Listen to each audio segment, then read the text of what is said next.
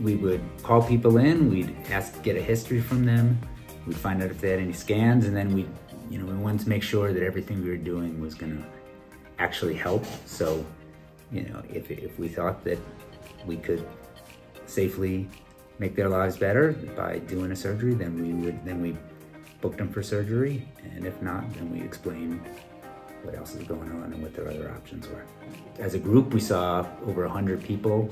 I think we split into 3 groups, and we personally booked 21 people that we think could really benefit from surgery.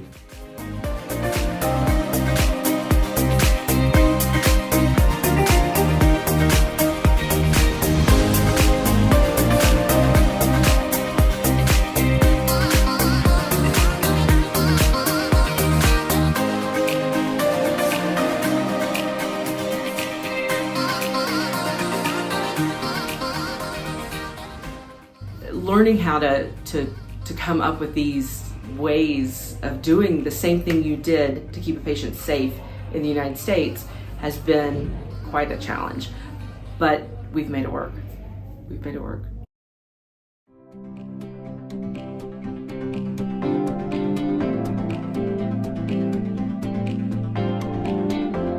Nice thing about these trips and this group is everyone comes here with a purpose, and that purpose is to help people, and they all carry that spirit with them, and it really shows in the dedication that everyone has.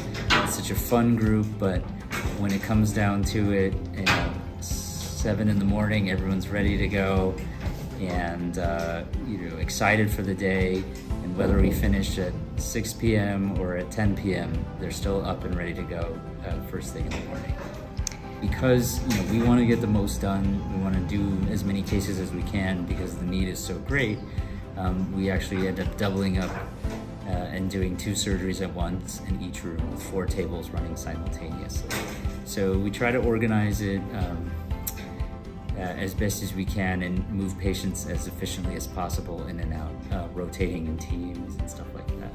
So it is a little cramped, but as you do on many of these mission trips, you make things work.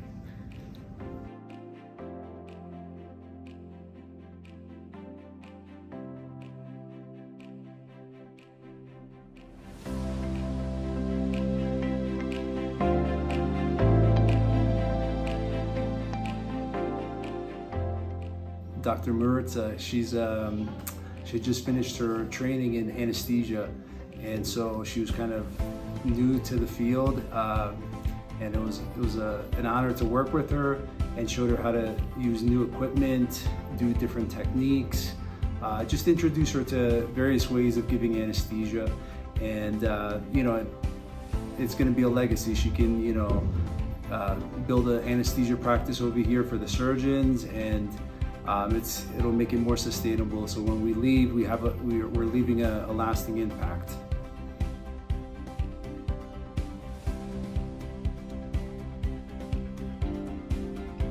Sometimes the child can be the cleft. So the family, and especially the mom, they grave, and that's fully understandable because they're expecting a perfect child. But I like to say that the child is still perfect. We just need to fix the lip, just need to help with the lip. So that's why I love to do this kind of surgeries, and we can restore sometimes with 1 surgery or 2 or 3 surgeries the kid's life, so they can speak properly and have like a less stigmatized life ahead. So that's why I think cleft lip and palate surgeries are so important in those missions.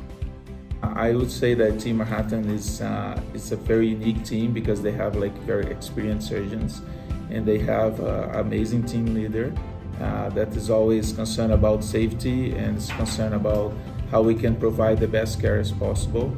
And I think that's very important. Because I'm involved in so many different teams, I can see that. But that's one thing that OI is doing like very often. We're offering as safe care as possible in the very complex surgeries.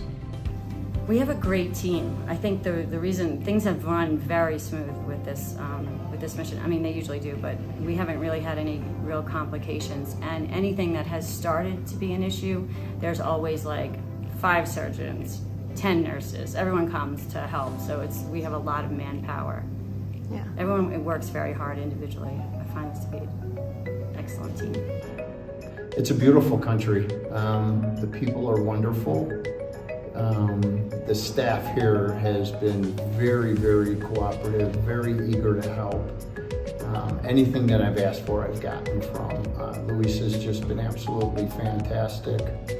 I tried to take some of the new nurses that are here, bring them in the operating room, show them how we open things, and to learn about a little bit of sterile technique.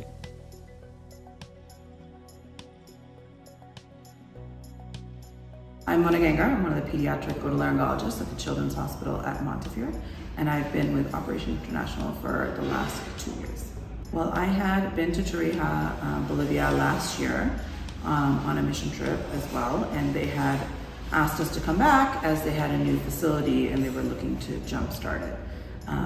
And we had great local contacts on the ground here from our previous trip, which is extremely important when you're planning a mission to have local support and people who can help you organize from the local side of things.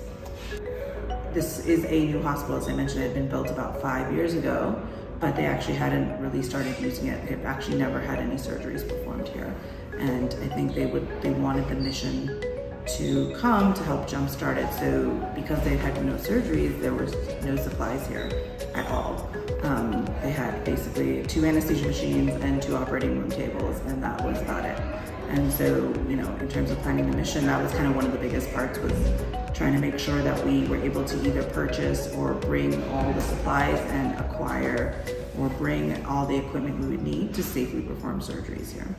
We were able to do 70 surgeries in a week. A lot of big thyroid surgeries, head and neck cases. We did quite a bit of cleft palate, cleft lip, as well as like cleft rhinoplasty revision procedures as well.